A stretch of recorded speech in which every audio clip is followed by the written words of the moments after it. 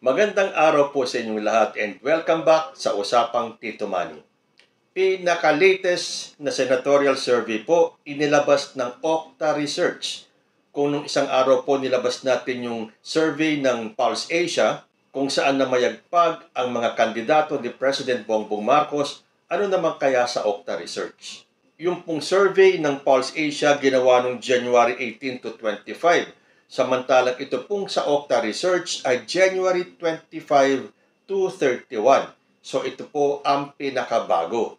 Pero bago po tayo magsimula, doon po sa mga nagbobobobobohan o talagang bobo dyan, inuulit ko po, itong mga survey na nilalabas po natin ay galing sa mga lehitimong survey firms na ibinalita ng mainstream media. Kundi ka ba naman kasi mapapabobo talaga, no? Sinasabi ko naman kung anong survey firm ang naglabas ng survey na yan. Ipaggigiitan pa nila na fake daw yung survey ko. Survey ko. Hindi naman po ako ang nagpa-survey. Kung hindi nyo po naiintindihan yung sinasabi ko, kahit na napakasimpleng Tagalog na, wag na lang po kayo manood sa channel ko, no? At baka ma-stress lang kayo lalo. Sa bagay, ganyan naman po yung mga hindi makatanggap ng survey. Ako sinasabi ko lang, binabasa ko lang, nire-report ko lang sa inyo kung ano ang inilabas nila. Wala po akong kinalaman sa mga resulta ng survey. Yung mga hindi makaintindi o yung talagang gusto lang mambash, sasabing bayaran daw ako ng survey firms na to, ano bang kinalaman ko sa mga survey firms na yan? Ang akin lang ay ibinabalita ko sa inyo kung sino ang mga nangunguna sa particular na survey firms. Iba-iba po kasi ang resulta ng mga survey firms na yan. Hindi po porke hindi umayon sa kagustuhan ninyo o hindi pumasok yung mga kandidato ninyo sa top 12 ng survey firm na yon, babanat kayo kagad ng fake yung survey na yan at bayaran yung mga survey firms. So again, inuulit ko po sa mga hindi makaintindi, hindi ko po survey ito, hindi po ako ang nagpa-survey. At kung talagang hindi nyo pa maintindihan sa simpleng Tagalog, huwag na lang po kayong manood sa aking channel. Huwag na lang po natin intindihin yung mga bashers kasi yan po ang kinabubuhay nila. Yan po ang kanilang hinihinga, ang mangbash ng ibang tao. Okay, Okta Research naman po tayo na ginawa ng January 25 to 31. Top 20 po tayo ng Okta Research. And as usual, we start from the bottom going up to number 1. Sasabihin po natin yung ranking nila at yung percentage na nakuha nilang boto ayon po sa survey ng Okta Research. At 20th place, we have Bam Aquino with 22%. Sumusunod po at number 19, Willie Ong with 24%. At number 18, Gringo Onasan with 26%. Pataas po tayo sa number 17, Kiko Pangilinan with 28%. At number 16, Bato de la Rosa with 36%. Kung napanood nyo po yung ating nilabas na survey ng Pulse Asia, mas mataas po ang ranking ni de la Rosa doon. Dito po sa survey ng Okta, number 16 po siya. Sa bagay, iba-iba naman po ang resulta ng mga survey firms natin. Continuing with number 15, we have Camille Villar with 36%. So kung parehong 36% si Camille Villar at si Bato de la Rosa, pwede po sila mag-interchange kasi pareho po sila ng 36% na nakuha sa percentage points. At number 14, we have Abby Binay with 37%. And at number 13, Francis Tolentino with 38%. So ito na po ang top 12 ayon po sa Okta Research. At number 12, we have Benhur Abalos with 39%. Again, kung napansin niyo sa Pulse Asia po, wala sa top 12 si Benhur Abalos. Dito po sa Okta, nasa number 12 po siya. Pero para po sa akin, iboboto ko po itong si Benhur Abalos dahil alam ko makakatulong po siya kay President Bongbong Marcos. Going up at number 11, we have Lito Lapid with 43%.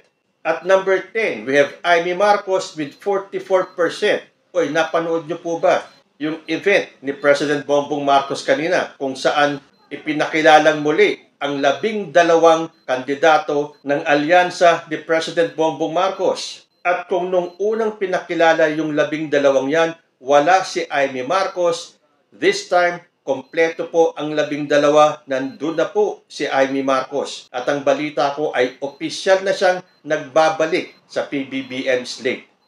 Bakit kaya? Kasi sa tingin ko, nung umalis si Amy Marcos at nagdesisyon mag-independent, lagi po siyang mababa sa survey. Ito nga, sa Okta Research, number 10 lang siya. At sa iba pang naunang mga survey, lagi po siyang 10, 11, 12, minsan wala pa nga.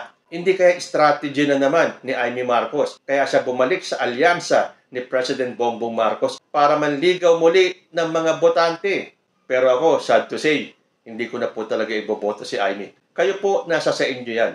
Pero ako talaga, nakita ko yung galawan ni Amy. Siya po ay mas makasara kesa makabongbong. At ang tingin ko, kaya lang siya bumalik sa alyansa ni President Bongbong Marcos ay dahil nanganganib siyang maligwak sa top 12. So, kailangan niyang bumalik at ipakita sa taong bayan na ngayon sinusuportahan na niya yung kanyang kapatid. But that is another story. Itakil po natin yan sa next episode ko. At number 9, we have Manny Pacquiao with 45%. Paakyat po tayo sa number 8, Pia Cayetano with 46%. Sa pwestong ikapito, Ping Lacson with 48%. Ito siguradong iboboto ko. Dahil nga po yung sinabi niya kanina na kapag siya ay ibinoto natin, talagang tutulong siya sa administrasyon ni President Bongbong Marcos at kahit na naging magkatunggali sila nung huling eleksyon, siya po ngayon ay sumusuporta na kay President Bongbong. So para sa akin, Ping Lacson po, kasama ni Benhur Abalos, nasa listahan ko po yan. Paakyat po tayo sa number 6, Willie Revillame with 48%. Ako nagtataka rito Willie Revillame, number 6, hindi nyo ba napapanood yung mga video clips sa YouTube kung saan pinapahiya ni Willie Revillame yung kanyang staff in front of a live audience na napapanood ng television audience? Yung pinakahuliang napanood ko yung director mismo, pinagalitan niya on air ng dahil lang dun sa sponsor. Hanapin nyo yung sinasabi kong video kung hindi nyo pa napanood. At isa pa, hindi ba nagsabi si Willie Revillame na anong gagawin niya sa Senado dahil hindi niya alam kung ano ang gagawin kung sakaling siya ay tumakbong senador. At siya ay mas makakatulong pa kahit hindi siya tumakbong senador. And yet ngayon, kinain niyo yung kanyang sinabi at tumakbo siyang senador. Well, nasa sa inyo naman po yan. Kung sa tingin niyo dapat maging senador itong si Willie Revillame, sa akin po hindi. Alam nga naman magdagdag na naman tayo ng isang Robin Padilla. But again, the choice is yours. At number 5, we have Bong Revilla with 49%. At number 4, Tito Soto with 52%. Pumapangatlo si Bongo with 58%. At sa pangalawang pwesto, Ben Tulfo with 60%. And consistently at number 1 sa lahat po ng mga nagdaang surveys, lagi pong nasa top 1 si Erwin Tulfo with 70%. So ayan po ang top 12 ayon sa Okta Research. Erwin Tulfo, Ben Tulfo, Bongo, Tito Soto, Bong Revilla, Willie Revillame, Ping Lacson, Pia Cayetano, Manny Pacquiao, Amy Marcos, Lito Lapid, and Benhur Abalos. Sa 12 ito, bilangin natin kung ilan ang kay President Bongbong Marcos. Erwin Tulfo, Tito Soto, Bong Revilla, Ping Lacson, Pia Cayetano, Manny Pacquiao, Lito Lapid, Benhur Abalos. Pero ngayon, na bumalik na si Amy Marcos sa alyansa ni President Bongbong Marcos, pang-10 si Amy Marcos. So, sino-sino lang po sa top 12 ang hindi kasama sa alyansa ni President Bongbong Marcos? Andyan po si Ben Tulfo na tumatakbong independent, si Bongo na nasa PDP laban, at si Willie Revillame na independent pero guest candidate po yata siya ng PDP laban. So again, namamayagpag po at nangunguna ang mga senatorial balls ni President Bongbong Marcos. Titira na naman yung mga DDS at sasabihin fake yung survey ng Okta Research. Tulad ng lagi kong sinasabi, basta hindi umaayon sa kanila ang resulta, fake na kagad. Lahat na lang bayaran kapag hindi umaayon sa kagustuhan ninyo. Sorry na lang, pero next survey, galingan nyo yung mga DDS. Hindi ba meron pakiusap ang mga PDP laban na iboto daw lahat ng kandidato ng PDP laban dahil kapag nanalo ang mga kandidato nila, hindi na mapapaalis si Sara Duterte sa pagkabisi. Dahil ang kanilang battle cry ngayon, Save Sara Duterte. So galingan nyo naman mga supporters ng PDP laban. Ipakita nyo naman kahit na survey man lang na tumaas-taas naman yung mga kandidato ninyo. Kayo po, ano ang masasabi ninyo sa latest survey ng Okta Research? Comment lang po down below and I will see you in my next video. Diyos ti Agmina.